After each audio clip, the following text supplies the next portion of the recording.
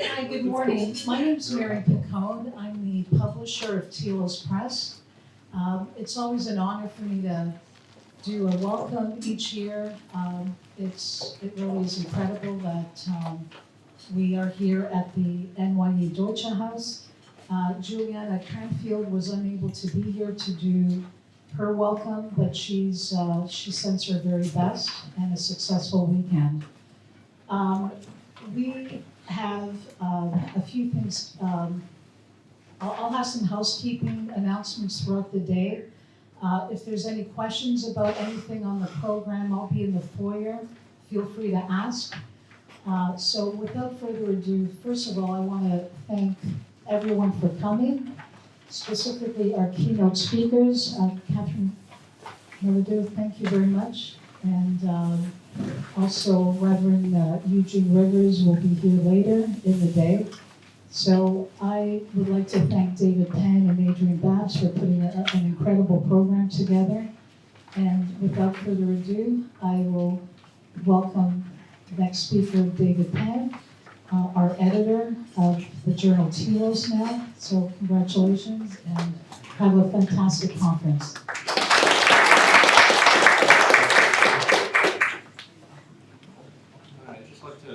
Welcome everybody to the conference. The idea here is basically we're going to start with the discussion of mutualism at the conference, and I'm hoping that a lot of these presentations can eventually be transformed into essays for the journal. Please think about that as you're discussing this, as you're thinking about your own contributions. Right now, I think we're doing a lot of exciting things with the journal. We just came out with our, basically, I guess you could say the conference volume from, it was actually 2 years ago, but it's the constitutional theory as cultural problem issue, and that just came out. We're preparing a new issue that'll be coming out soon about economy and ecology. That'll be the next issue, and it should be within another month or so before it's available. And so we're really excited about the things we're doing right now. And I'd like to just introduce now Adrian Pabst, director of the Institute, who will moderate the. Thanks very much, David.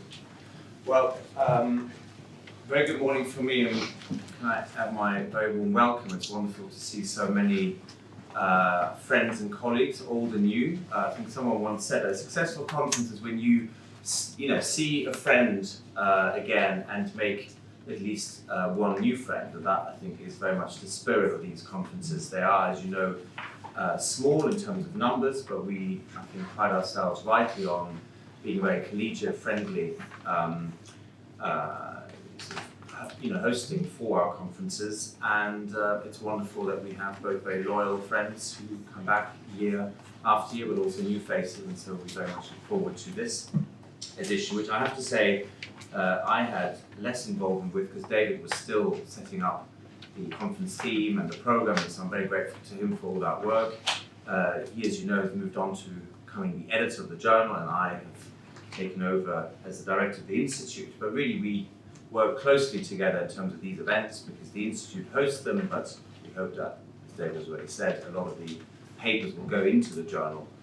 We may also do a book. All of this will be decided once we get your written material after the conference. Before we start with the panel, maybe just 2 words on the conference. One is that we're very interested at Telos in the whole space between, on the one hand, the individual, and on the other hand, the state and the market, especially at the level of the central federal state, you might say, or the global market. So a lot of the institutions that actually mediate between are the sort of institutions that we're interested in, that we think have been neglected or forgotten by a lot of the dominant models. And we're also interested in exiled traditions that haven't been so dominant, but that are important for our understanding and for thinking through what something like mutual aid might mean going forward.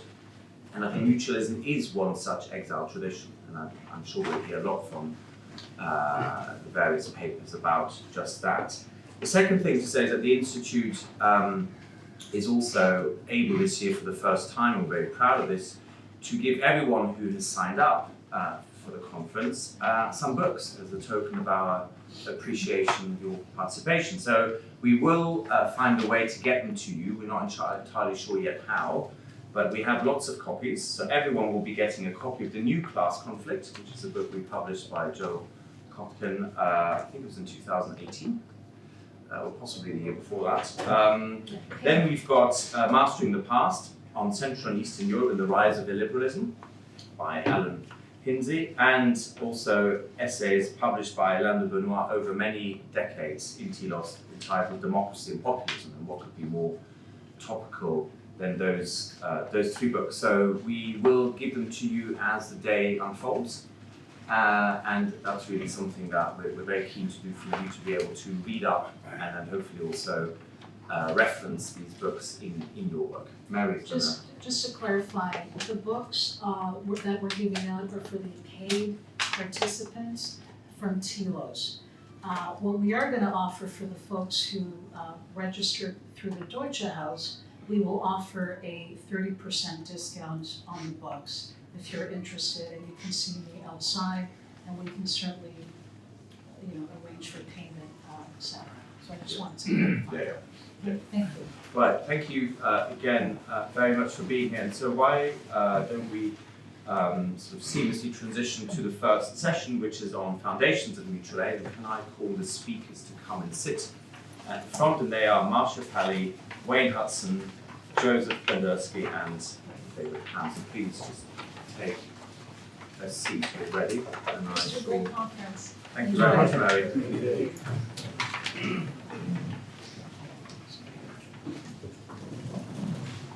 And yet, before we start, may I also add a huge word of thanks to Mary and her team, because there's so much work going on behind the scenes for these events to take place and to be a success. So we owe a huge debt of gratitude to Mary, to Rob, who's also in the foyer, to Jennifer, who will hopefully join us later today. So I think that's really important, and the hospitality has always been, I think, one of the key features of our conference. So, Mary, thank you very much.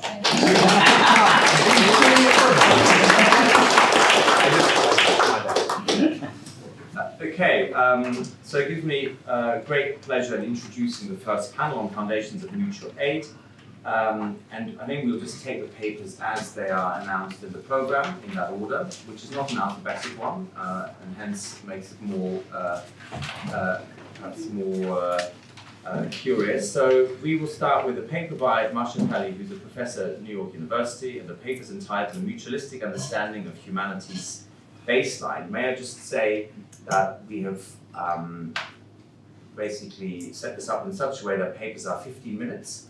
Right, so that we have ample time for discussion afterwards. And what I'd like to do is, in this panel at least, to take one or two questions, maybe of clarification or sort of brief elaboration after each paper, right? But then also have enough time at the end to touch on some of the things that may pertain to more than one.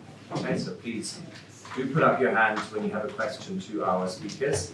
But 15 minutes is what we'd like to limit the presentations to, so that we have enough discussion time. Okay, this is true for this panel and for the rest. So, Marcia, the floor is yours.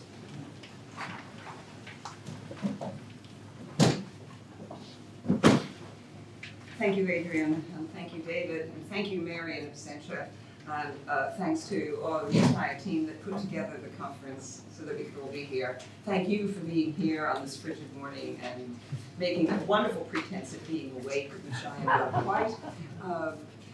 This paper is truly foundational, something like a prolegomena to discussions of mutualistic aid. So I'll just plunge in. On human thriving, the neurobiologist Dacian Alves writes, to approach eudaimonia, or human flourishing, one must have a concept of human nature, a realization of what constitutes a normal baseline. That is, one needs to know humanity's nature, its ontology, to create conditions for its well-being. Aristotle said much the same. The nature of the thing is its end. In Book 1 of Politics, to understand the nature of a thing is to understand its end, its specific form of flourishing. So what is the human baseline? So that we may develop an economics and politics and public policy to suit. The Christian and Judaic traditions propose that our baseline is relational, mutualistic, and it seems the sciences are finally catching up. Narvaez, the neurobiologist, too, holds that the human baseline is relational. There is, she writes, no being without shared social relations. Physicist Carlo Rovelli writes, all things are continually interacting with one another, and in doing so, each bears the traces of that with which it has interacted. In this presentation, I'll begin with mutualism as expressed in covenant and trinity, and turn to recent science on human hyper-cooperativity as a baseline or framework for economics and politics. What is relationality? Drawing from the Judaic, Christian, and Neoplatonist traditions, it begins with the idea that being, all existence, results from the source of all there is. There could be nothing, but there's something. The source of all something is what some people call God. I'm particularly fond of the Kabbalist Ein Sof and his idea that God is not so much what precedes existence or effects, but what is realized as it realizes effects or yields effects. On one hand, each particular being is radically different from structuring cause, God, differences in materiality and immateriality, finitude, infinitude. Yet on the other hand, each particular partakes of the structuring cause in order to exist at all. The difference, yet partaking or relation, is the way anything comes to be. The structure of existence is difference amid relation. In Aquinas' words, in all things God works intimately. As difference amid relation is the structure of existing, not only are persons distinct from God, yet in intimate relation with him, we are also distinct from each other, and yet in necessary relation. Each of us is distinct with unique talents and value, yet, quote, the individual is a fact of existence, insofar as he steps into a living relation with other individuals, as Martin Buber wrote. Relationality, as distinction amid relation, is not binary between distinction on one hand and relation on the other. It is reciprocal constitution. Each becomes the singular person she is through the layers and networks of relations, beginning with those near and continuing with those that extend out in our paths of global connectedness, as our educational and economic opportunities, stresses, nutrition, healthcare are formed by people who are not necessarily geographically close. Trinity is a wonderful expression of this idea. Each Trinitarian person is distinct, yet the identity of each is given by the other Trinitarian persons. Edith Stein, the German Jewish philosopher who became a discalcid Carmelite sister, notes that the persons of the Trinity, for the persons of the Trinity, I am is identical with I am one with you, or we are. As we partake of this triune God to exist at all, we partake of this distinct persons in community. The imago is triune, community. Each person in the image of this relational God becomes who she distinctly is through giving and being given to. A second expression of relationality is covenant, a bond between distinct parties where each party gives to the flourishing of the other. Unlike contract, which protects interests, covenant protects relationship. Covenant begins dyadically between God and Adam, God and Noah, yet does not remain dyadic. Persons give to God also by giving to others, hekdesh in Hebrew. These relations of giving are mutually constitutive. Covenantal commitment to others constitutes covenant with God, and covenant with God sustains us in covenantal commitment with others. We find this, for example, in the Ten Commandments, the first three of which pertain to God, and the rest seamlessly to relations among persons. Covenant, reciprocal commitment, thus extends from dyad to larger human associations. Gift exchange networks, as described by Marcia, for example, where gift from God to person generates gift from person to person and on to the next person, not back to the original, on to the next person, through the giving loop, thus sustaining it. Who's in the loop? The biblical answer is all the nations. God covenants with Adam, all humanity, with Noah, and with the three patriarchs, quote, for the blessing of all the nations. Covenant is among the central precepts undergirding the extensive biblical and rabbinic obligations to the enemy, stranger, and domestic poor. What do the sciences say? Evolutionary biology and psychology identify Homo sapiens as a, quote, hyper-cooperative species. Cooperative behaviors, quote, are associated with disadvantage or cost for the actor and benefit for the recipient, close quote. That is, with reciprocal giving. While evolutionary pressures, to be sure, yielded episodic aggression and opportunistic raiding were advantageous, cooperativity and egalitarianism, including communal property and communal child rearing, along with robust fairness and sharing norms, were the modern hunter-gatherer modus vivendi for 250,000 or more years. This cooperativity was critical not only for the public arenas of goods exchange, but for the species' cognitive and emotional social development. Cooperativity begins in the playful copying and exchange of gestures and facial expressions between human infants and their kin and non-kin caretakers. This back and forth, it yields, quote, a unified common subjective space with a wide variety that even infants know are different from themselves. Each stage of cognitive and emotional growth is grounded in this interaction between baby and other to arrive at what Sarah Hurdy calls emotional modernity, the capacity to grasp and coordinate with the attention of others, the intention of others, and the emotions of others, in order to sustain relationships through which one feels safe and learns about the world. Importantly, this relating generalizes to those outside the kin group. Michael Tomasello adds that joint attention and intention created the basis for role reversal and recursive thinking. Recursive thinking is the understanding that I know that you want me to know that I know, etc. Role reversal and recursive thinking allows for complex and importantly collaborative endeavors. He writes, the key novelties in human evolution were adaptations for an especially cooperative, indeed hyper-cooperative way of life. In addition to the psychological argument, biology too notes that Homo sapiens evolved towards substantial hyper-cooperativity. Overall, Richard Wrangham writes, physical aggression in humans happens at less than 1% of the frequency among any of our closest relatives. We are really a dramatically peaceful species. You bet. Put 250 chimps in a plane for 9 hours and you will have a massacre, not complaints about the choice of movies. Benefits of cooperativity included improved food gathering, protection from animal predators, and other collaborative projects, as well as more equitable food distribution, yielding greater longevity for more people and thus greater chance at reproduction. The primatologist Franz de Waal writes, we owe our sense of fairness to a long history of mutualistic cooperation, not just with kin.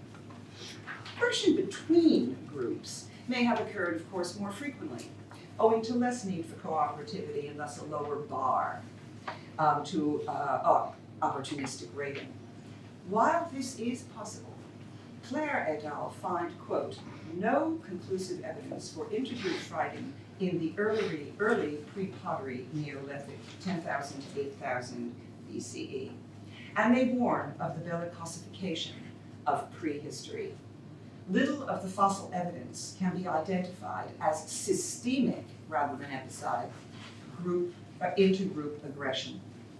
Kissel and Kim, in their important overview of the literature, note that such fossil signatures are insufficient to indicate violence, much less organized violence between groups. They agree with such researchers as Keeley, Fry, Soderbergh, Briolfist, among others, that vast periods of the Holocene showed, quote, virtually no signs of violent conflict intergroup. Indeed, among high cooperativity hunter-gatherers, shortages may have led to non-engagement or cooperation. For example, if hunter-gatherer bands battle each other to be the only ones to hunt an animal, the winner may end with more food, but many will be downed in the fight. The capacity to overpower the animal will be diminished, and the chances of becoming the animal's lunch rather than making it one's own increase. Cooperativity may be the better survival strategy. Similarly, if one group raids another's food cache, chances of retaliation are not trivial. Yet, Wrangham notes, hunter-gatherers raid only when the risk is low of sustaining injury. Non-engagement was the more frequent strategy, and raiding would have been rare. In sum, David Barish finds that war is not genetically hardwired, but rather historically recent, erratic, quote, in worldwide distribution, and a capacity. Capacities are, quote, derivative traits that are unlikely to have been directly selected for, but have developed through cultural processes. Capacities are neither universal nor mandatory. Ferguson and Fry, among others, make a similar case that any shift from hypercooperativity with episodic aggression, which would have been evolutionary adaptive for hundreds and thousands of years, any shift away from that would require explanation in specific changes in environmental and ecological conditions, what biologists call the competitive regime. Such a shift is recorded around 8000 BCE, when we find not episodic aggression amid hypercooperativity, but the systemic practice of severe aggression, including endemic raiding and warfare, maiming, torture, capital punishment, impoverishment, imprisonment, and enslavement, both within the group and between groups. What changes in competitive regime prompted the shift? The most persuasive evidence suggests the change from hunter-gathering to sedentarism and agriculture, among the most significant changes in human development. With agrarianism came the radically new presence of surpluses and their monopolizability, one's neighbor's goods nearby as ever-present temptations. The new competitive regime incentivized small groups of elite monopolizers who had substantial motive to grab what others possessed and to protect their cash by force, yielding hierarchy where there had been egalitarianism. Joel Hodge notes a second prod, ironically in the new prod to aggression, in the new conditions of relative safety that came with agrarianism. While pre-agriculture fear of animal predation tended people towards cooperation, the relative security of population clusters surrounded by farmland decreased this worry and increased concern about neighbors who had motive to steal and aggressively protect their gains. Robert Bellow describes a third prod to aggression in the temptation to take not only goods, but political and military power. While the first grabber takes resources, the next grabber wants two things: resources and the elite position in the hierarchy that the first grabber occupies. The societal results are substantial inequality, hierarchy, severe policing of domestic populations, and endemic, not episodic, raiding and warfare. Interestingly, Fry's study of present-day foragers found that hierarchical societies engaged in warlike activity, while mobile foragers with egalitarian societies did not.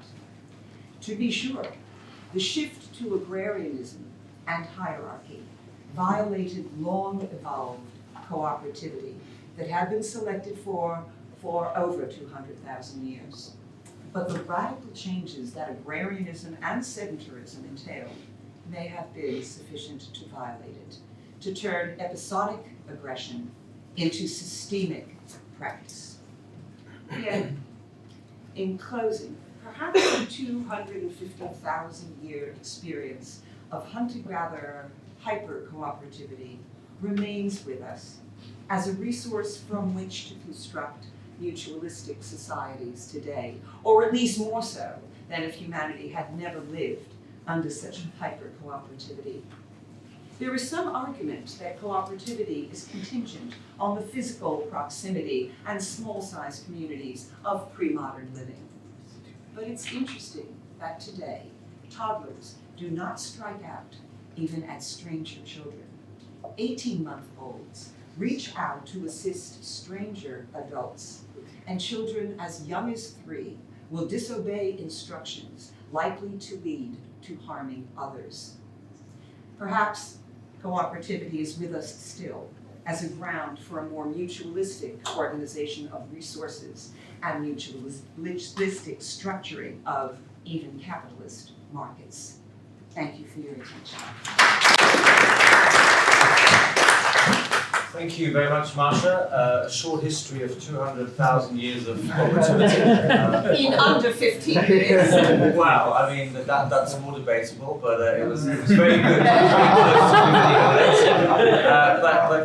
But you know, crucially, a great start to the panel. Are there any questions of clarification or brief elaboration that anyone would like to raise to Marcia directly before we move on to the next? You are all very patient, very attentive. No immediate questions. Okay. Actually, Catherine, go ahead. thank you very much, Marcia. It was very interesting, but I wonder if selfishness or egoism is not the problem rather than aggressivity or aggression. Because many biologists have shown that, in fact, cooperation or mutualism could be just masks for selfishness. Like if I think of Dawkins, like the selfish gene, like a kind of strategy, and that sometimes cooperation can just be a pretense. Yeah. So I've been looking into this for quite a number of years. Dawkins is not taken seriously, the selfish gene is not taken seriously among biologists or evolutionary and developmental psychologists. The human cognitive as well as emotional development as well as societal organization for hundreds and thousands of years was far more reliant on the presence of not cooperativity but really substantial hyper-cooperativity and fairness and sharing norms. The claim would be actually we would not have the human brain that we have without hundreds of thousands of years of selection based on highly cooperative living. And the selfish gene is just not taken seriously in the people who are doing research on this. So that it's not a mask, but rather the foundation. And the evidence we have of pre-agrarian living is not of people straining at the aggressive, selfish people straining at the bit to get out of cooperative societies, but of in fact cooperative societies that had been selected for and fairness and sharing norms that had been internalized. So there are debates within the field, but not about that. Right, thank you very much. I think unless there's another question, I think we'll move on to the next paper. There will be a chance at the end of the session. So our next speaker is Wayne Hudson from Charles Sturt University, as well as the Australian National University. And his paper is on Fichte, Marx, and Mutualism. Wait, not really, Adrian. It's about it. So I've done something I never ever do. I've written the whole paper out, and I'm not going to read it. But I am going to follow Marcia, but in a different mode. So you have to change lanes a little bit now, saying not different things exactly, but in a different spirit. A little bit picking up on Catherine's intervention, because I don't believe in social Trinitarianism, and I think monotheism is the greatest rubbish ever put forward in the history of the world and has no basis in the Old and New Testament. Now, I can argue that to you with the latest scholarship and the latest archaeology. There is no evidence for monotheism in the Old or the New Testament, and there is absolutely no truth in the idea that the truth is behind us. So my critique of what we've said so far is that it's no use adopting monotheistic stuff, updating it into social utilitarian form, and then treating the sciences, and here I follow Nietzsche, as though they were some sort of anterior real. There is no reality behind us that solves our problems. Otherwise we fall into the Darwinian mess all over again, only this time it's happy. Instead of nature, red and truth, and it's cooperative. Well, that's lovely. Okay, what I'm going to do is something quite different, but it does support Marcia's argument in the end. So our war will end in happiness and peace. And that also supports her main point, I think. What I'm going to do is love each other. what I'm going to do is a bit different in style and temper, but you'll get the point. I'm just going to offer you a Minorian resurrection of 3 people very quickly and draw the implications for our conference. The first one will be very quick because I didn't even include it in the abstract. We need to remember Altius, the great political philosopher between Baudin and Hobbes, the great Calvinist political philosopher. Please notice, not Carl Schmitt, the Catholic fascist, not the fascism of the Roman Church, not popes proposing Roman authoritarianism as the basis of law, but the great Calvinist revolutionary thinker Altius. And what Altius does is propose a complete demolition of monist theories of sovereignty and a whole model for how to structure a commonwealth on federalist, pluralist principles, preserving the medieval Catholic Church's enlightened teaching of subsidiarity, but absolutely rejecting the core evil that sovereignty can be ever located in anyone in a monist absolutist form. I won't go on the rest of Altius because you'll see how revolutionary and fun that is. I stole quite a lot of it from Alain Benoit, who has a very good essay on this important topic, but you get the message. We need to look away from Schmitt, we need to look away from Baudin, we need to look at how people struggling to survive Catholic tyranny were driven to develop a different kind of political theory against Catholic kings. And if you think I'm an extreme Protestant extremist, well, no, I'm Catholic. That's another story. Okay. Now, the second person I want to talk about is Karl Marx, and that's going to take 700 years, but I've got about 6 minutes. I'm going to tell you only about 4 things, but you won't know them, I hope, in which case I won't waste your time. You probably do know that the whole of Marx's works were faked by the Russians and the East Germans, and that the Marx you know about is not Karl Marx at all.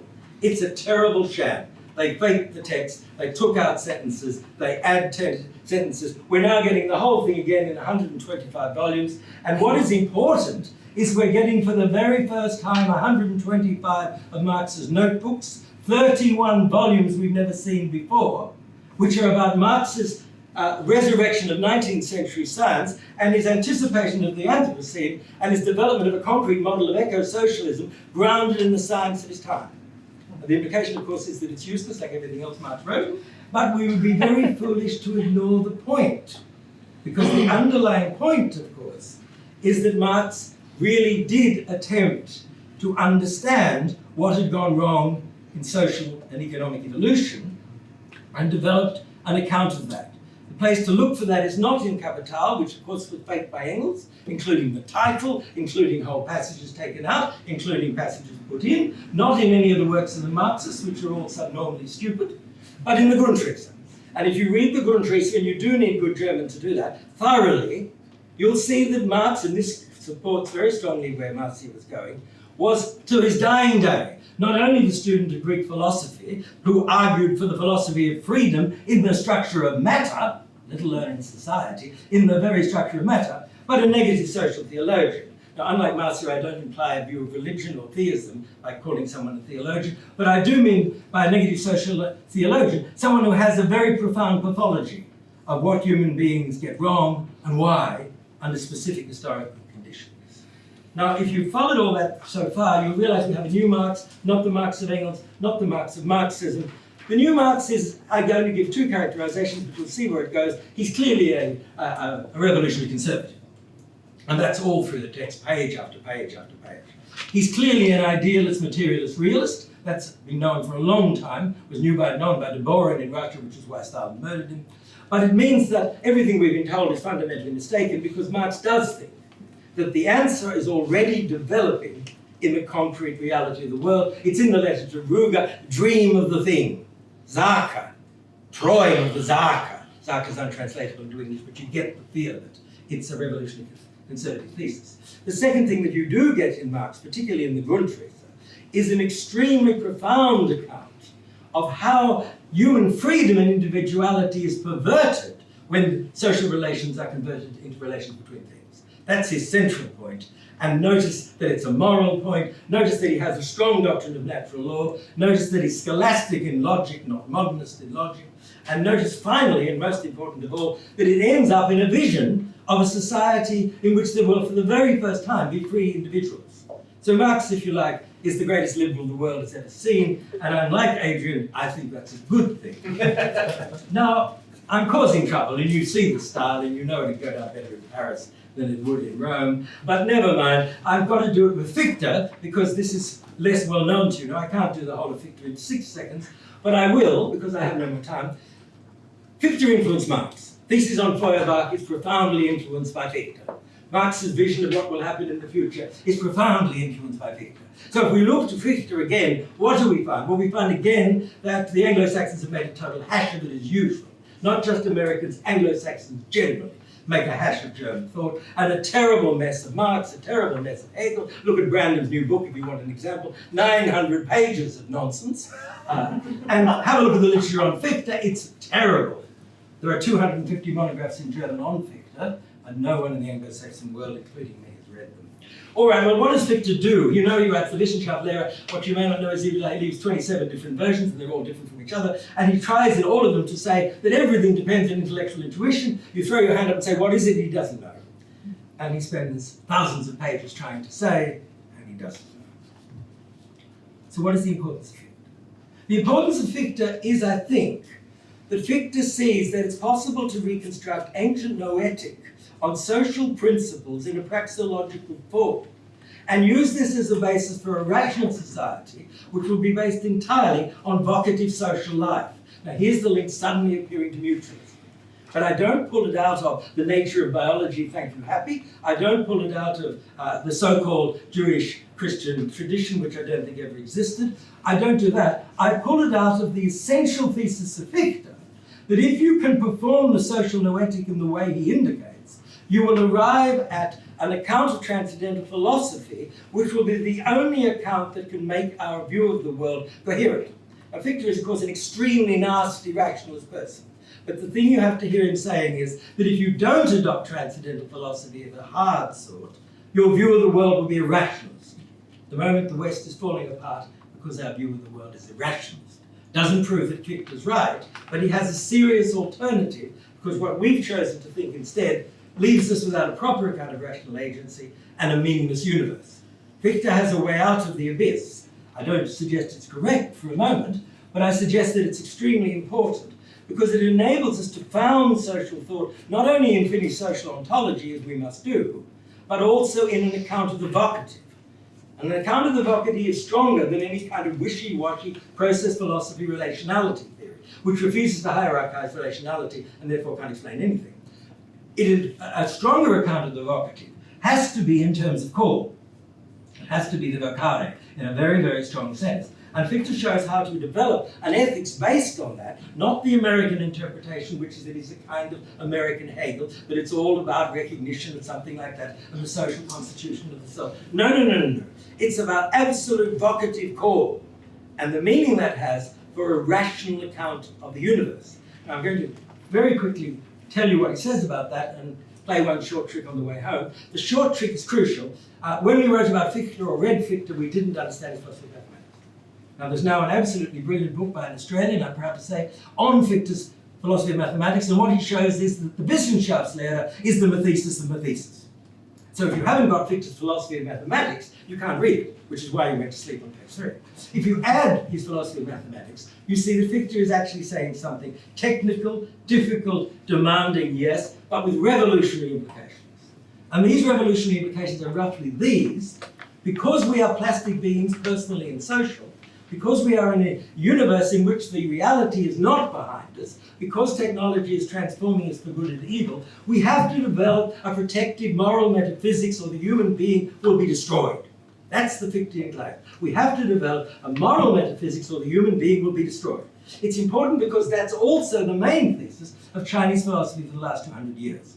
I can take you all through Wang Yangming and all of those people you've heard about. The person you must read is Mo Zongzang, the greatest Chinese thinker for 150 years. And what is it? It's a response to Kant saying that Kant is wrong because we have intellectual intuition, presenting that not from German sources, but from Chinese. So we come back to this problem, what do you mean by intellectual intuition? I have no quick answer to that except to give you the following idea. That what Fichte is claiming is that a rational view of the world will include consciousness and subjectivity, will include an account of rational agency, will include account of transcendental necessity, and will also be able to theorize vocative call. Now, how could you theorize vocative call? This is my last point on Fichte, then I'll really sit down. To do that, you have to do what Fichte does. You have to go to, again, a social theology. Now, all the English-speaking books in English on Fichte dismiss his last theology as some sort of madness, like they can't deal with the last theology of Schelling either, and like the Americans can't deal with Hegel's theology. I mean, Pippin wrote, 15 books arguing that he was an atheist and then found out that he had 18 proofs of the existence of God. Well, in the same way, Fichte ends his career as a theology. It's not a religious theology. It's not what people are talking about in churches, but it's the claim that the absolute is given as the content of the ich and as the content of freedom. So it is a social theology. It's transsubjective, it's not a form of theism, it's not a form of atheism, he's accused of both falsely. It's an account of how social meaning emerges in a way that can only be grasped through moral metaphysics. The central point of Fichte is that we become different beings depending whether we adopt a dogmatic or a non-dogmatic conception of reality. Everyone in this room is a dogmatist. Fichte wants to convert you from dogmatism to what he calls practical idealism, which I would call awaking to vocative reality. Now, if we awaken to vocative reality, we can go back to Marx and say, well, wonderful work done by Marx in so many areas, but no real utopianism, because he's a utopian in the bad sense. He hasn't got a way to arrive at the kingdom of freedom. He hasn't got a path. And the path he does suggest, as we know, didn't work anywhere. So if we want to come out of this little historical circle and go back to mutualism, what I'm suggesting is that mutualism does have a great deal to help us, but it needs to be understood in non-interior terms. I'm also suggesting that it needs to take account of moral metaphysics as the only possible way to arrive at a coherent view of reality which will form us as human beings. At the moment, the whole world is trying to form us as non-human beings, using technology and using a degraded science. Now, I'm as interested in sciences as everyone else in this room, and I've written about that as well, but I don't think we should accept modern science without rational critique. I don't think we should accept it without reviewing its stellar content. And I certainly don't think we should assume that anything is true because someone in a capitalist university says so in return for money. All right, so I end by saying there is a case for mutualism, but it requires stronger philosophical bases than any mutualist has. Stronger philosophical bases than an uncritical view of the sciences will give you. Philosophical bases that can't be the nonsense of monotheism. Philosophical bases that must, and this is my conclusion, return to the problem of Neoplatonism, and that's been a theme in both presentations, because what the Neoplatonists got right, of course, was that we can ascend to the one, and that activity is more foundational than theories of being. Coming back to Fichte, you see the exact parallel. What Fichte is saying about the ich is not anterior nonsense, but that we must begin with our own activity and not with a dogmatism of things. If we begin with our own activity and not a dogmatism of things, we can construct a moral metaphysics, which is formative and able to respond to our plasticity. If we do all of those things, we'll be very clever people indeed.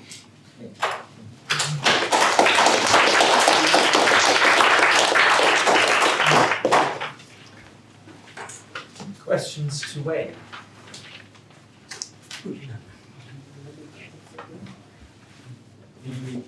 Wants to ask. Okay. Yes, I will open to the panel as well. Marcia. Love you, Wayne. Just want to point out that Althusius, one of my favourite 17th century characters, was a covenantal philosopher in the Bullinger line, not in the Calvin line.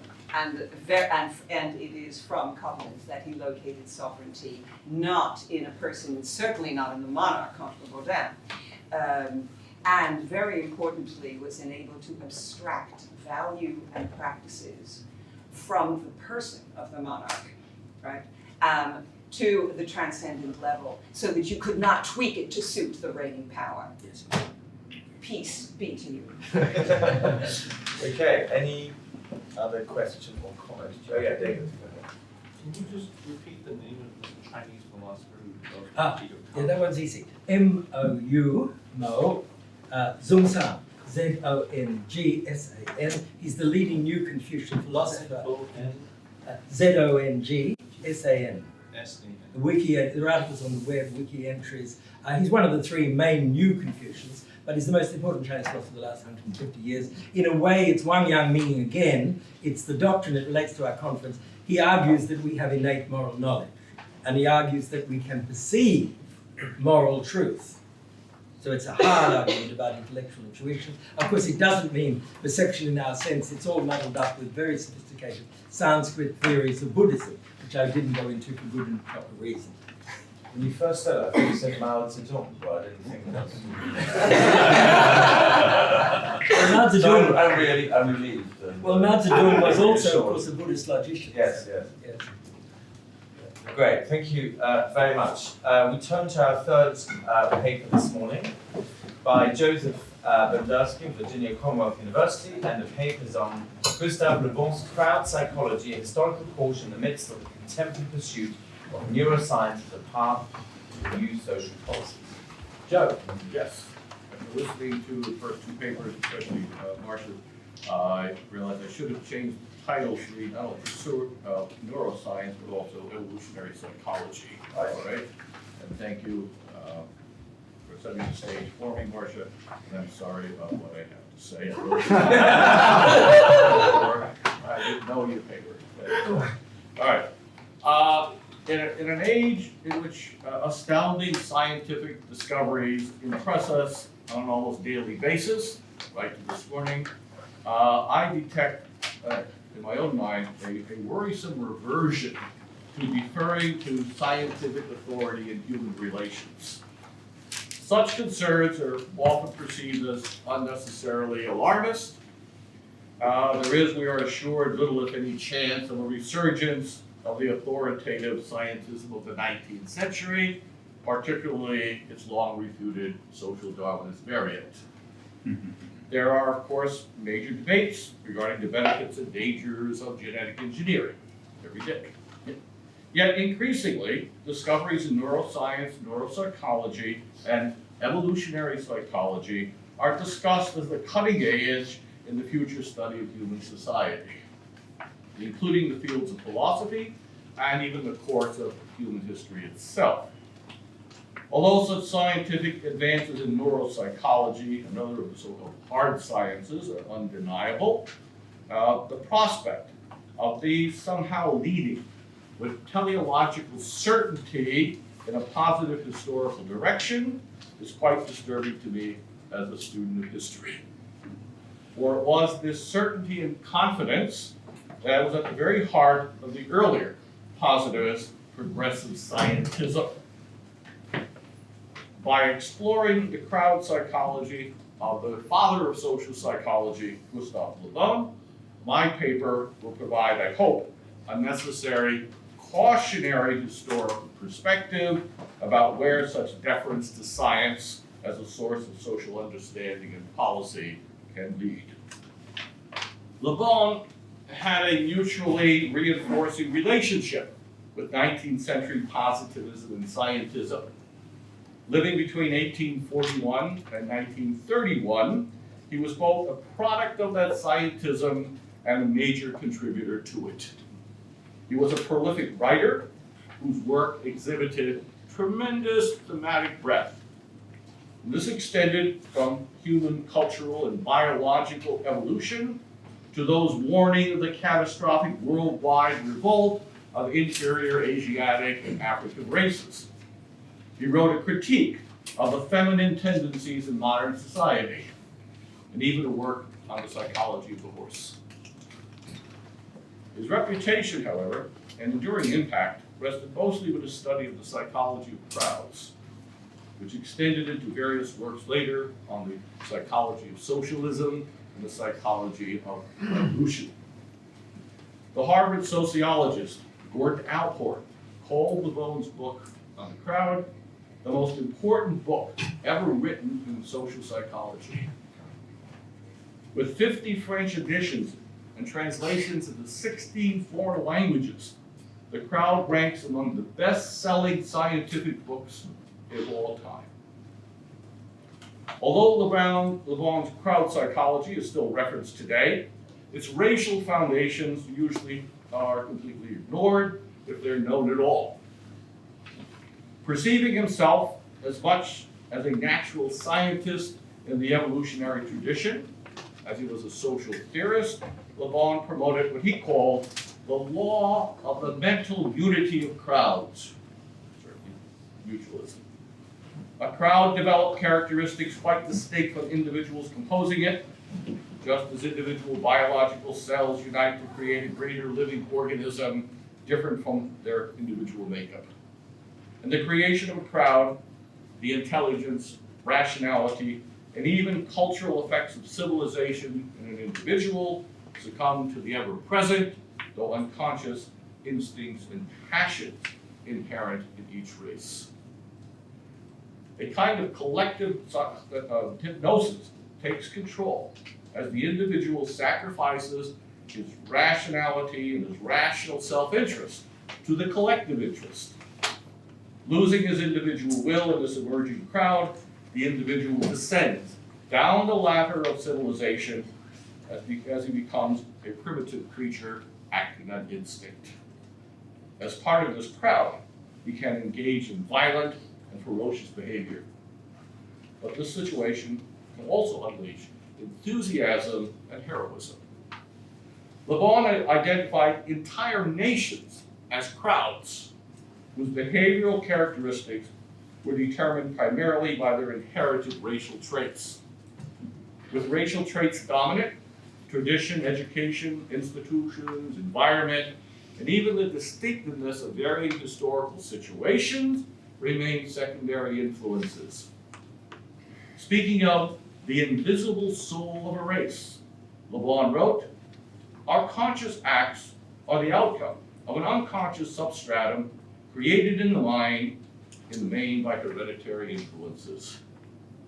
This instinctual or subconscious substratum includes the shared moral, intellectual, and general psychological characteristics of a particular race. Thus, while certain national crowds are distinguished by their destructive instincts, the crowd psychology of other nations motivates men to devotion and sacrifice in pursuit of lofty ideals of glory, honor, and patriotism.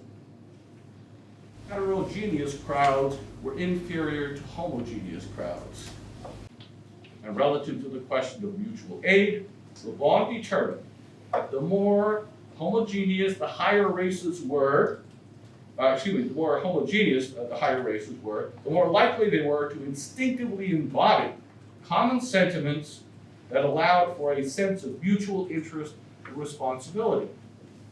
Through such collective societal behavior, governmental policies would result that reflected and benefited their commonality. This explained the social progress of such races to higher planes of civilization, as well as their internal social stability. Le Bon contrasted the heterogeneous Latin races with the homogeneous Anglo-Saxon races. Composed of different racial components, the French, Italians, Spaniards suffer from perennial dissension. Their history is thus one of perpetual political upheavals. Basically, they lack such sufficient instinctual spirit of commonality to act in their own mutual interest. Latin crowds are invariably more irritable, impulsive, and destructive than Anglo-Saxon crowds. They can be the most intolerant, dictatorial, and repressive. Unable to act individually in their common interest, Latins easily submit to authoritarian figures. Le Bon detected the worst examples of the repercussions of such racial heterogeneity in the mixed races of Latin America, which always vacillated between anarchy and despotism. On the other hand, the homogeneous Anglo-Saxon races manifested the characteristics of willpower, energy, initiative, and self-control. Although the Anglo-Saxons cherished individual mindedness and personal liberty, they simultaneously had a highly developed collective soul with common sentiments, beliefs, and interests. These include a sense of duty and morality. They instinctively agree on the great questions of the day, as opposed to the Latins who always succumb to endemic dissension. The stability of the Anglo-Saxon nations does not emanate from their institutions. On the contrary, these institutions are themselves an outgrowth of the collective racial soul. If one were to apply Le Bon's own biological analogy, the disparate cells that compose Latin nations hinder their formation into a coherent larger organism with a common function and purpose. In contrast, the similarities of Anglo-Saxon cells allow them to retain their individuality while uniting into a larger organism functioning for the benefit of the whole. Le Bon is postulating here a kind of mutual aid. But Le Bon's ideas of mutual aid are quite different than those of Peter Kropotkin. Both, of course, start with a naturalistic foundation and pursue or perceive mutual aid, like the struggle for survival, as an evolutionary phenomenon. Okay. However, Kropotkin very confidently and hopefully perceives mutual aid as encouraging a societal trend away from struggle, aggression, and towards cooperation among humans. Le Bon's conception is one in which the commonalities within homogeneous national crowds do advance mutual interest rather than internal conflict. Nonetheless, for Le Bon, such internal cohesion, mutually recognized commonalities within one group, actually intensifies its struggle with other racial crowds. In fact, he bluntly stated that the Anglo-Saxon Americans triumphed by exercising their liberty according to the iron law of natural selection. The Americans retained their vitality and power by ignoring pity and equality. Just a quote, a short quote, an exit a little longer and disturbing. One, here, there is no room for the weak, the mediocre, the incapable on the soil of the United States. Inferior, isolated individuals or entire races are destined to perish. Today, Kropotkin might be more appealing than Le Bon. But Kropotkin's appeal, like our disdain for the discredited racial ideas of Le Bon, does not necessarily make Kropotkin correct. And from a historical perspective, Le Bon has proven far more influential. Yeah? We might shake our heads in amazement that such ideas were ever entertained, right? Or we might give into the temptation to ridicule them with smirks and laughter, as I'm sure you were all tempted to do while I was reading through this here. You react the same way we think of medieval witchcraft and so on. But one has to remember that in his own day, which is not that long ago, his own day, Le Bon's racial scientism was mainstream. Le Bon had a significant impact on French political and military thought before World War I. Mussolini, Hitler, even Theodore Roosevelt studied Le Bon. And in my own work, I know that for the first half of the 20th century, just right up through the Korean War, U.S. military thought, policies, and practices explicitly embodied Le Bon's work and ideas on racial crowds. That's fairly recent. It was still alive. Ideas and theories do matter and can have monumental consequences, especially when clothed in the validity and authority of science. In this regard, Le Bon should stand as a cautionary, historical example of our own time. We too might be in danger of the realization of what historian A.J.P. Taylor said of Napoleon III. He learned from the mistakes of the past how to make new ones.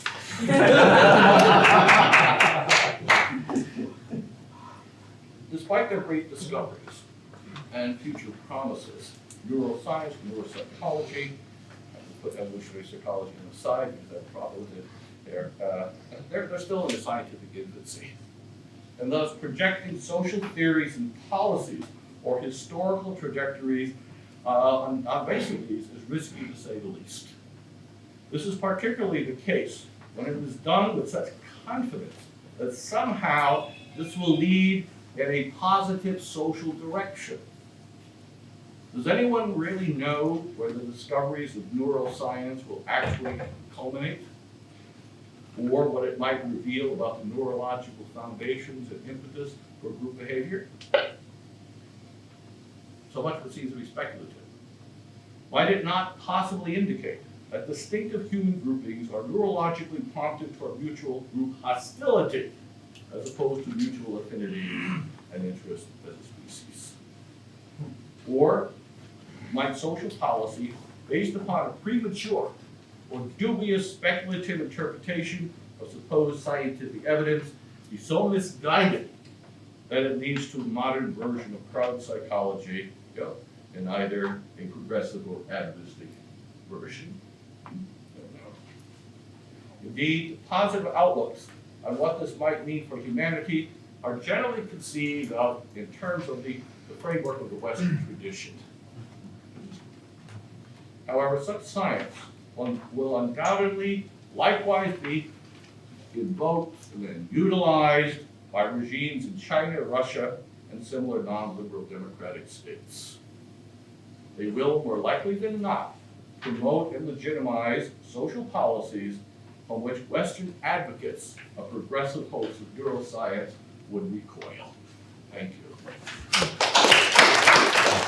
So I just wanted to respond to your beginning about the deference to science, and to note that, of course, the first half of my paper is about wisdom traditions, and the focus on the second half of my paper, I would say, is a symptom of an our own undue and mistaken focus on science. If you listen to both parts of my paper and hear only the last, that itself is a symptom of our undue focus on science. And in my own work, as you know, I'm looking at relationality, mutualism, as a framework for public policy. Science may turn out, or any particular finding in science, may over time turn out to be wrong or right and subject to continual modification. Everything we know today will not turn out to be accurate or true or what we can use, but everything may not turn out to be false either. And that's a question for time. But bottom line, the basis, at least in my work, for public policy is the framework in relationality. Science may turn out to help us illuminate that or not. So the emphasis is that way, not to begin with science, and that's why I put the wisdom traditions, whether you take them theistically or not, at the beginning. Okay, one more and then we'll move on to the fourth paper. Le Bon is writing at this time a pretty radical change in the ability of people to communicate rapidly over large amounts of space and move over large amounts of space quickly and efficiently with new technologies, right? Did he have a lot to say about the impact of communications and transportation technologies on either dissolving or enhancing the impact of the national crowd as an idea? No. Okay, that's what I recall.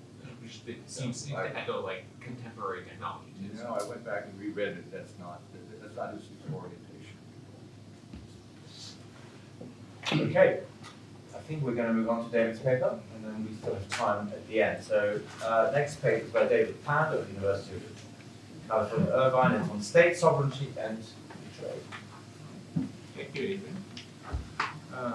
Thank you to my fellow panelists, and they're very stimulating talks. Mine is a little less of a philosophical focus, and I guess it's more practical than mine. Okay. So, since the crisis of the welfare state has arisen because society has lost power in relation to the state, the key issue in evaluating the welfare state and its alternatives is the relationship between state structure and social order. While libertarian and anarchist solutions seek to reduce the state to a bare minimum. Such solutions fail to address this question of state sovereignty, preferring to assume that the idea of sovereignty is itself a problem. But to the extent that human order requires political decisions about the character of such order, the issue of sovereignty cannot be avoided. The state cannot be a neutral entity because human order is not neutral, but always implies a particular tradition and history that sets the parameters for order. The resulting diversity of human orders results in the diversity of states. And the abdication of the state's role in establishing a structure of human order would lead eventually not to the receding of the state in favor of society, but to the subjugation to another state's sovereignty. Yet, the ineradicability of sovereignty, and thus of the political, does not mean that the state must be the welfare state. In fact, the welfare state, in its attempt to manage social issues, has tended to undermine structures of mutual aid and thus of affective bonds that link people together. By making aid for others a matter of law, the state reduces the role of affect in the providing of aid. The consequence has been a gradual disintegration of affective bonds and voluntary structures that create the fabric of community life. The welfare state's takeover of the structures of social bonds leads to the need to reduce the scope of state activity in order to allow for structures of mutual aid to develop. Yet the task is not simply to dismantle the state. State order, in fact, will always provide the context of order within which structures of mutual aid can develop. Such community structures, though they must develop in some sense organically as a result of voluntary interactions, still exist within a framework of state sovereignty that will guarantee the context and set the parameters of their development. The promotion of mutual aid does not depend simply on the receding of the state, but rather a redesign of state structures in order to specifically foster kinds of community structures that would promote mutual aid. The issue is not just one of more state versus less state. Such a binary outlook has driven us to the choice between the two bad alternatives of an increasingly invasive welfare state and a laissez-faire state that abandons all responsibility for the consequences of its structures. Rather than thinking about the question of mutual aid as a problem of more or less state, we must begin to think about the specific character of different models of state structure and the ways that state structure affect the development of community structures and mutual aid. Charles Murray undertakes this type of project in his book, In Our Hands, from 2004, which begins with the idea that the true goal of state structure is to create the possibility for the pursuit of happiness. Here he defines happiness as composed of 5 basic elements, the first 2 of which, fulfillment of basic needs and security, are preconditions of happiness, and the next 3, meaningful intimate relationships, vocation, and self-respect, really make up the substance of happiness. But if the welfare state is designed to guarantee the fulfillment of basic needs for everyone, it fails to directly address the 3 substantive issues. He argues, in fact, that the welfare state undermines these sources of happiness by taking over the responsibilities where individual initiative could be employed to solve problems. The welfare state's shouldering of such responsibilities takes away from society the kinds of interactions that establish human bonds and make life meaningful. He focuses, for example, on the issue of unwed mothers in the underclass, and indicates that when welfare benefits are tied to the number of children a mother has, the role of fathers has been replaced by a state bureaucracy. On the one hand, the state provision of benefits for children takes away the voluntary aspect of this provision and turns the basis of a human bond into a mechanical, bureaucratic operation. On the other hand, in replacing the fathers that would otherwise be providing for children, such a system gradually erodes the institution of marriage and the long-term forms of intimacy linked to it. The fulfillment of basic needs is consequently not just a precondition of happiness that can come from anywhere. Rather, fulfilling such basic needs for each other is part of what makes up the substance of human relationships. The mother's and father's care for a child are, of course, expressions of love that are integral to establishing family bonds. Part of the source of the intimacy is the sense that the parents are in a unique position to provide such care. If the state plays the role of the father as a provider of basic needs, a source of intimacy has been removed from the relationship between father and child, as well as between father and mother. If such a view seems to reflect gender stereotypes, it also reflects the fact that in cases of children born out of wedlock, it is still generally the mother who is left with the baby. This dynamic where the provision of basic needs creates the basis of social bonds is also the case for community life. If self-respect is a basic aspect of happiness, people also need a social context within which they can develop it. That is, they need to have the opportunity to interact with others and make decisions in accordance with one's sense of what is proper behavior toward those others. Part of these decisions are those that affect other people's lives and needs. Once the state takes over such decisions and enshrines them in laws and bureaucracies, the provisioning of needs is no longer a voluntary decision that creates the basis for self-respect. A valid response to this view of the way the welfare state in which the welfare state undermines community structures of mutual aid is that the dissolution of the welfare state would lead to a situation of precarity in which such needs would simply not be met. The long-term perspective here is that as the state recedes, voluntary associations will naturally develop to provide such needs in a way that links their provisioning with the development of social bonds. But in fact, Murray is not satisfied with this libertarian solution, but in fact he argues that we need not depend on this kind of logic in dismantling the welfare state. Rather, he imagines a model of a universal basic income that will replace the welfare state and create a merging of libertarian ideals with the desire to maintain a social safety net. But beyond the goal of reconciling libertarianism with social democracy, Murray lays out a model of thinking about the state that recognizes the way in which state structure in either a maximal or minimal state will always have profound effects on human behavior and the development of community structures. He begins with the basic conservative truth that welfare state programs such as food stamps, Section 8 housing, Social Security, Medicare, and Medicaid create a set of incentives for behavior that have broad negative effects on community development and order. In looking at such welfare state programs, he attempts to think through those effects on families and communities in order to redesign them with the goal of mutual aid in mind. The solution is to eliminate all of those programs and replace them with a universal basic income. He calculates that the savings in both the funds dispersed as well as the elimination of the bureaucracies set up to manage disbursements and police eligibility requirements will be enough to provide a universal basic income of $10,000 per year in $2,002 to every citizen at least 21 years of age or older, assuming that this basic income would gradually be reduced to $5,000 when that individual's other income goes from $25,000 to $50,000 per year.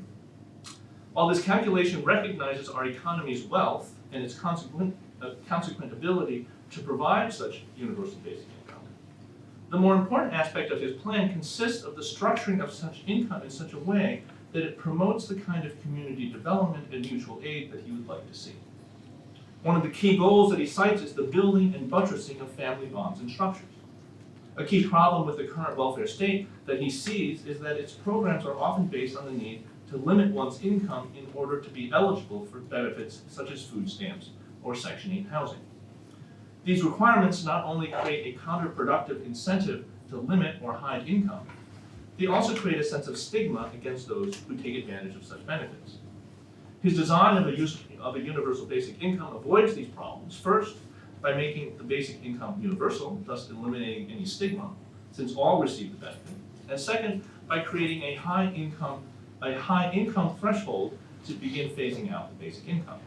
In his model, the universal basic income only begins to phase out when someone reaches an earned income of $25,000 per year, apart from this universal basic income. Even at that point, it does not phase out immediately. Rather, each dollar of additional income above $25,000 per year reduces the universal basic income by 20 cents.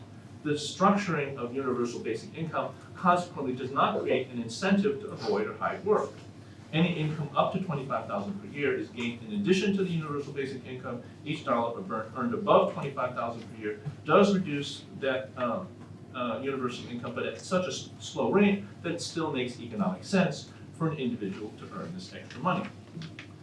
In addition to the incentive to earn income aside in addition to the universal basic income, Murray's model creates incentives to take responsibility for one's actions in other ways. One of Murray's key goals is to promote the maintenance of family structures. As he points out, one of the failings of the current welfare state system is that it promotes the erosion of family structures through its incentives. He is careful in his plan to think through the specific policies that would promote family bonds. Here, a key aspect is that the payment of the universal basic income in this plan only begins when one turns 21. This is important because it requires everyone to bridge the gap between the end of high school and the start of the universal basic income, either through college or through a job. This requirement makes it important that young people develop a habit of study or work in those early years. In addition, the ability to earn an income that might amount to $20,000 a year by the time the universal basic income begins will provide an incentive to keep on working and still also receive the universal basic in addition to wages. Or it provides the ability at that point to stop working in order to pursue education or the development of a new vocation. The goal here is to provide to all segments of the population the kind of freedom to follow one's own path that is generally reserved for the wealthy, while also encouraging work as a way of finding this path. Moreover, Murray stipulates that the universal basic income would be tied to a passport and to a bank account into which a monthly payment would be automatically made by the government. In this way, everyone knows that everyone else receives this basic income. This knowledge is crucial in restructuring social relationships because suddenly everyone now has a stake in society in the sense that everyone is now a rentier. Because everyone, no matter what their background is, can look forward to the universal basic income, everyone can be expected to contribute to society. On a basic level, he points out there would no longer be any deadbeat fathers because every father is known to have presently or in the near future a monthly income going into a known bank account that can be tapped to provide child support. Yet precisely this stake that all fathers would have will become something that potential fathers will want to protect, encouraging them to be therefore more responsible in their relations with women. Their stake in society now becomes something that they are interested in protecting and preserving. These examples demonstrate the way in which Murray's plan is not primarily about providing for basic needs, though this is a side effect of his plan. Rather, the focus is on promoting the kinds of interactions that will lead to individual happiness through the development of social relationships. In this way, the role of the state would not be to simply provide for basic needs, but rather to provide the context within which communities can develop and flourish. The key to this project is to allow individuals to make decisions about their lives that will have substantive consequences. Developing such a context is not just a result of small group relations, but also of the structuring of state sovereignty.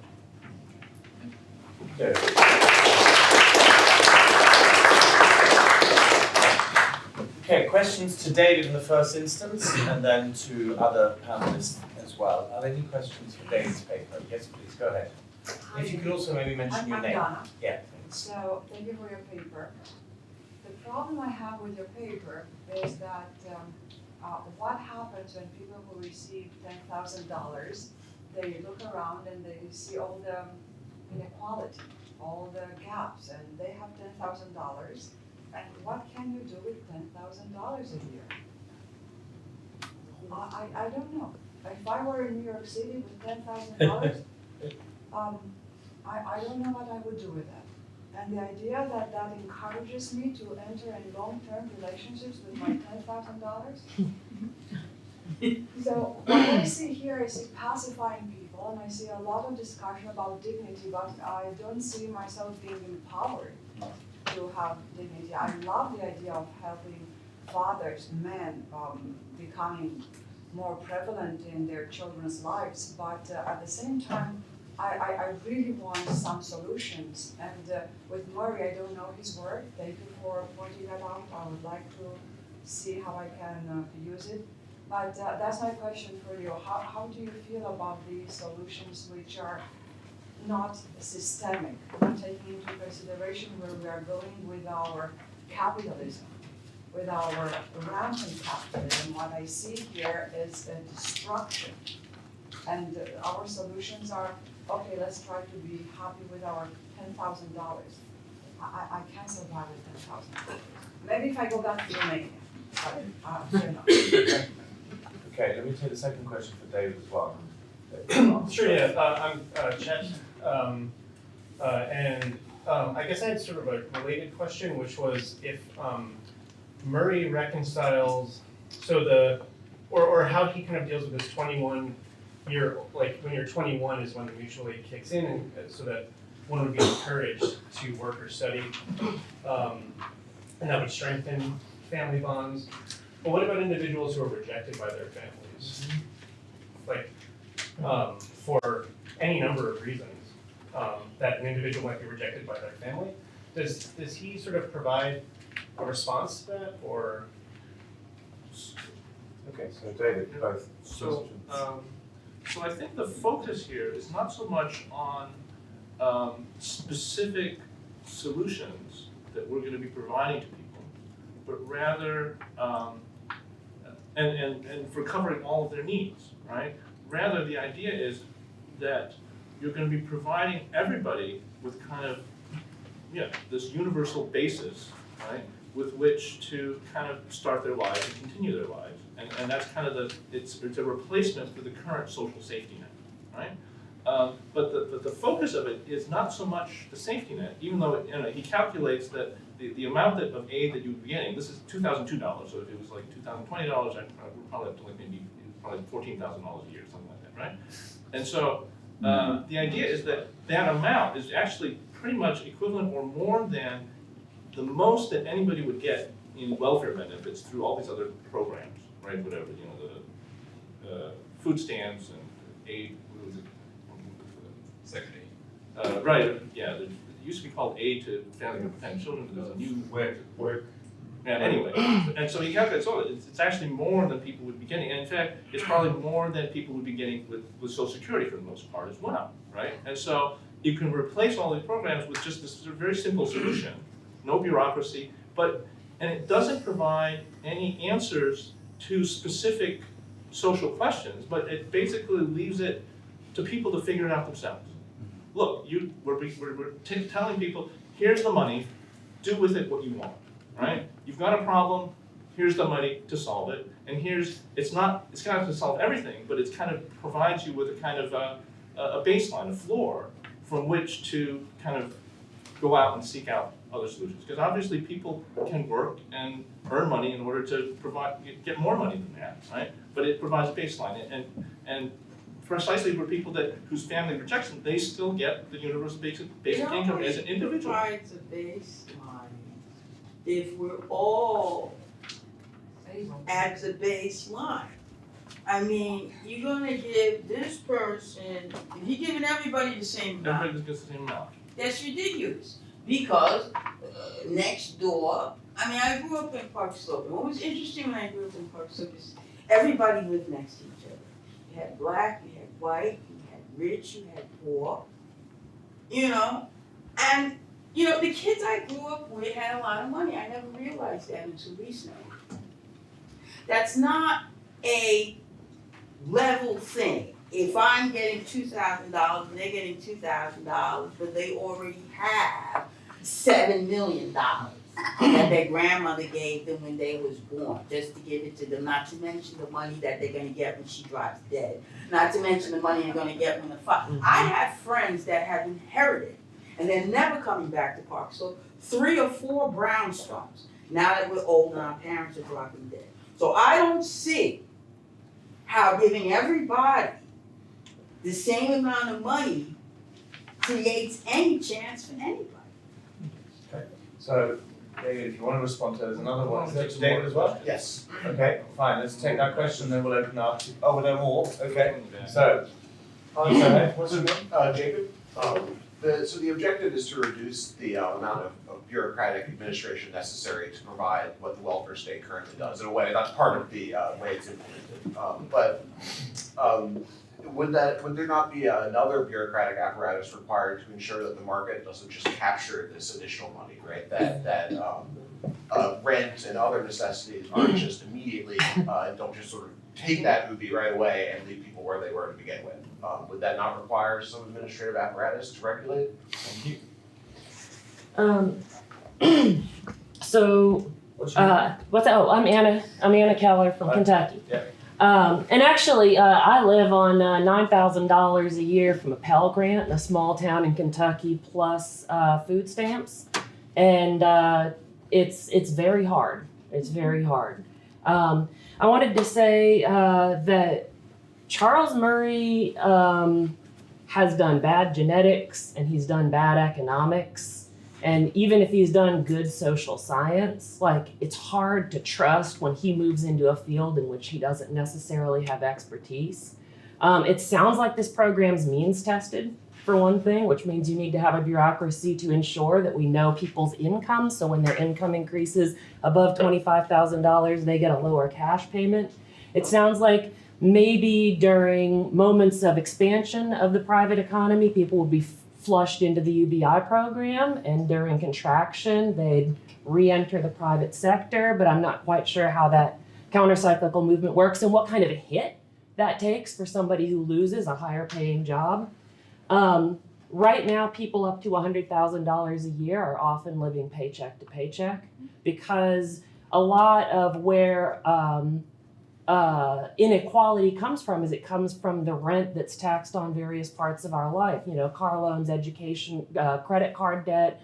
Right now, subprime car loans are a huge product that's being flushed into pensions all over the place. So they're hot everywhere.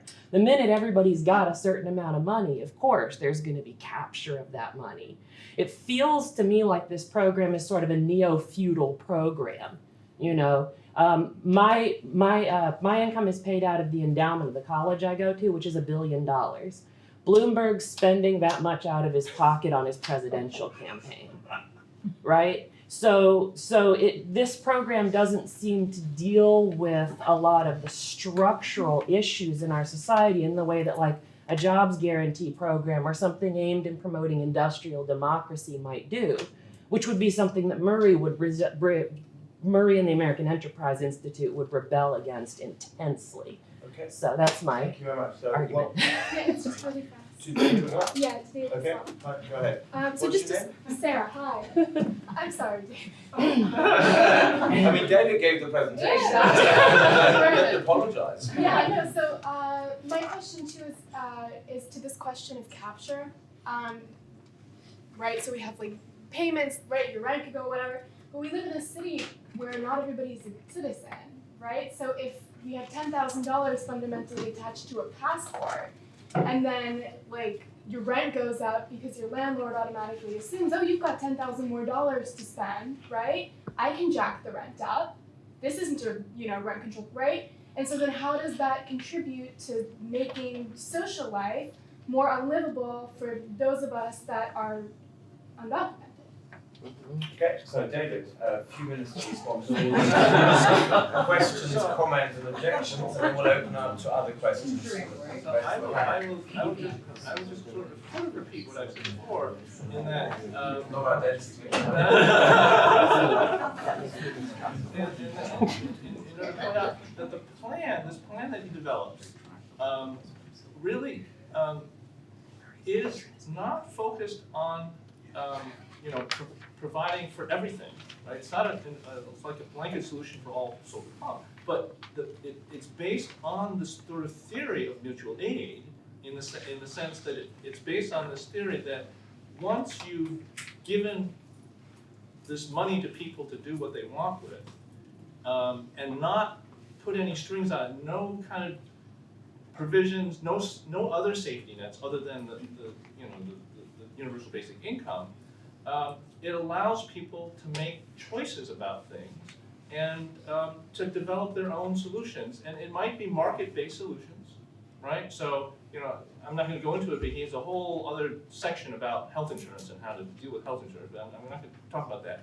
But except to say that he's imagining a kind of new market for different modes of health insurance that would be more similar to the way you kind of take care of your car, right? Where you kind of like, you pay for routine maintenance out of your own budget, and then you get insurance for the catastrophic cases, right? And that things would develop within the society that would meet those types of needs because people have money to spend on those different needs. And the idea is not to create these sort of prefabricated solutions for people, but provide these resources to people to make their own solutions to the problems they develop, and therefore promote this idea of mutual aid and promote kind of meaningful social interaction. So Okay. That's a general answer. So I'm not addressing the specific issues. Just as long as this is the way I approach this question. Okay. I have a question for Marcia. It relates to Joe's paper as well. In the Bible, of course, there's both Cain and Abel. And to simply focus on agricultural societies is the outcome of the transition. When in fact pastoral societies, which are renowned for their social solidarity, and that social solidarity, of course, is manifested in their capacity for raiding, conquering, etc., etc. In fact, there's a long history of pastoral civilization in Eurasia, right up to the 18th century. So one of the advantages of social solidarity, it seems to me, is the capacity to make war. And that's also true of democratic societies. One can look at ancient Athens, the first democratic societies. What democracy did was it increased their capacity to make war. So one of the things about social solidarity and coming together, in fact, may not have anything to do with peace, but in fact encourages the aggressive capacity in human beings. And so there's a and I think that's recognised in the Bible. There are both pastoral and agricultural peoples. So okay, so This is also for you, so you can sort of tackle both. And this is sort of a vague, amorphous question, but what your talk put me in the mind of a great deal is Hobbes, who also has this strong emphasis on a covenantal system that ensures relationships, and on the ubiquity of fear as the powerful motive for that covenant, where you discuss sort of the transition into societies that have significant surplus and fear. So it's more a request for you to riff a little bit on whether you see elements of Hobbes in your discussion of covenantalism. okay, Marcia and Joe, and then maybe Wayne for any final thoughts. Do you want me to respond? Yeah. Yeah. Yes, so the Bible is post-sedentarism, post-agrarianism, and post-herding. And so it is reflecting that which pertains to those societies. So when we speak of pastoral societies, we have to distinguish between life before, when we had mobile foragers with very rare and usually no accumulated surpluses. Peter Kapler has a wonderful line but I don't have the quote, I don't have it exactly here, that mobile foragers don't accumulate goods, share what they have, whereas any form of herding, sedentarism and agriculture, accumulate goods, do not rely on cooperativity, and take what they can with force.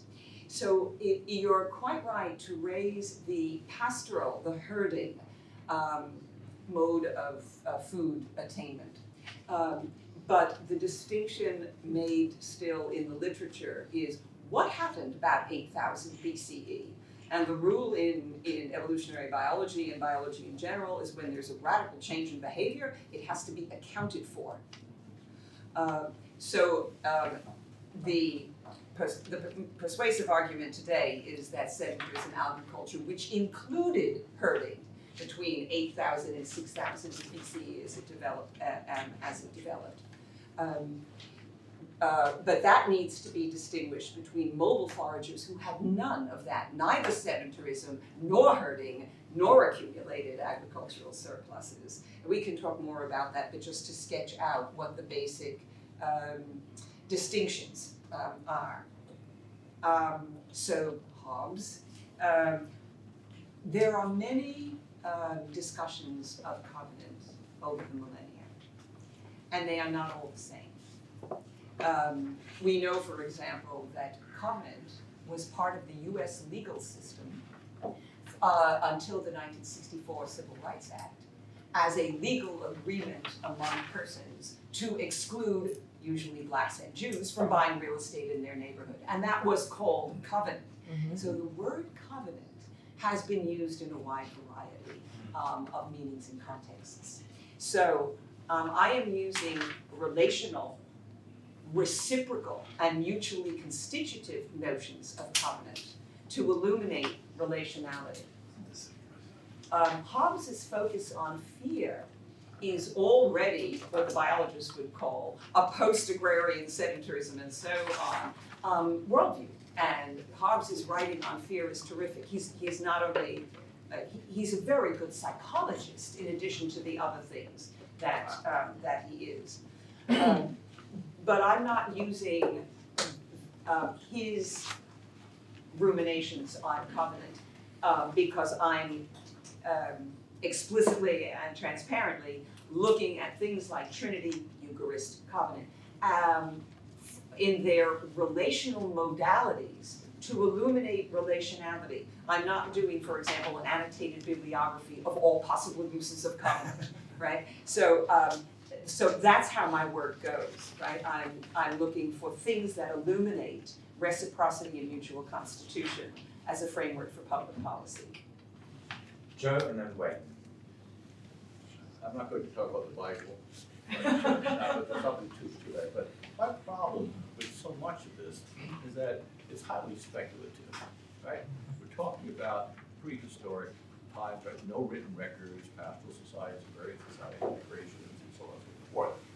And it seems to me that what we have now, currently, the last several decades, so in this sort of type of science here, there's a certain attitude, now a very positive attitude, one that is contrary to older theories of aggression and all of that. To me, strikes me as kind of wishful thinking, right? And I say this because I spent a good many years going through the scientific literature of the late 19th century. I could take you down the aisle of the library where the journals are, the anthropology journals and so on and so forth, and pull them off where they talk about, in many respects, the exact same time period, right? The exact same events, except that they see it in terms of, right? This naturalistic aggression and so on and so forth, this survival of the fittest and all of that. It's just as speculative then as it is now. The difference is that I think that they were reflecting a particular mentality of their age, and now we're projecting a kind of wishful thinking. I don't see that any of these are any more concretely scientific. Okay, Wayne, for some final thoughts.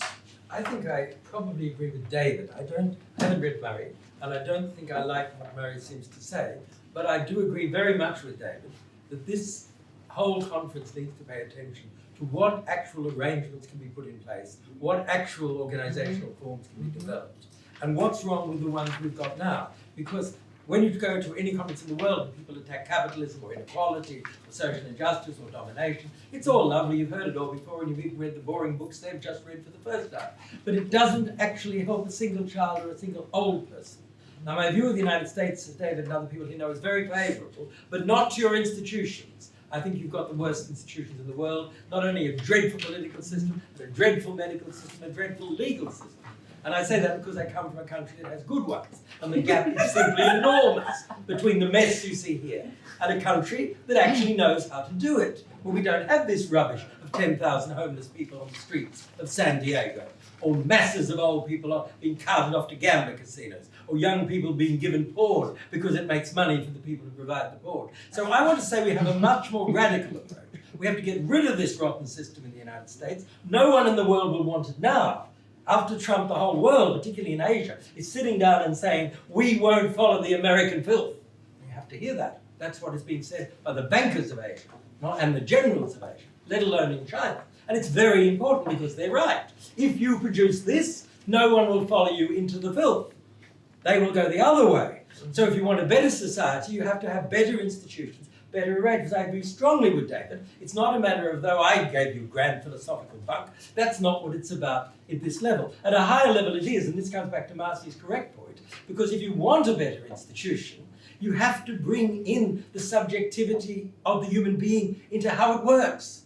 Because otherwise you're going to create the mess of East Germany and the mess of the Soviet Union and the mess of all of the socialist countries that tried to do very good things that produced horrible. If you don't want horrible, you must put the transcendental nature of the human being in the organizational form. So I agree strongly with David. I apologize for my incompetent remarks to Marcia. I sympathize with the whole direction of her thought on covenant. And I think we've got a realist among us, and I'm very grateful for I just make one point. Why there are homeless sleeping out in the streets of Melbourne. Yes, absolutely. But not in the numbers of the United I don't States. know, By a factor of 5,000 to 1. 5,000 to 1. We have all the same problems. We haven't done nothing about it like the United States. Okay, I think we'll carry on the conversation about Australia and other countries. About it next time.